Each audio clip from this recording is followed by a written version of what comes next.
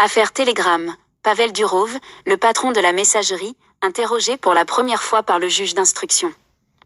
Mis en examen fin août, Pavel Durov a été interrogé par un juge d'instruction du tribunal de Paris pour la première fois ce vendredi. Le fondateur de Telegram, Pavel Durov, était interrogé ce vendredi au fond pour la première fois par un juge parisien. Il est visé par une enquête sur la complicité éventuelle de la plateforme de messagerie avec des agissements criminels.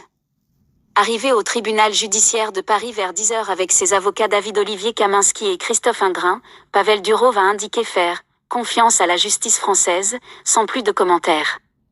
Il avait été mis en examen fin août par 2 juges d'instruction pour une litanie d'infractions relevant de la criminalité organisée, après 4 jours de garde à vue. La justice lui reproche globalement de ne pas agir contre la diffusion de contenus criminels sur la messagerie.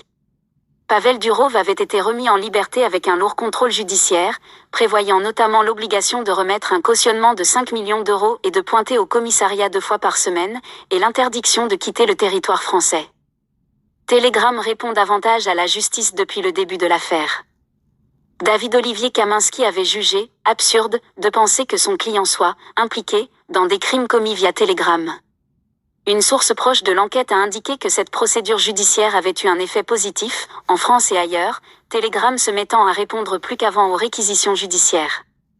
Mi-septembre, le milliardaire de 40 ans, qui possède plusieurs nationalités, françaises, russes et émiraties notamment, était sorti pour la première fois de son silence depuis son arrestation dans un long message sur Telegram, dans lequel il disait trouver « surprenant » d'être tenu pour responsable du contenu publié par d'autres personnes et jugeait l'approche française « mal avisée ».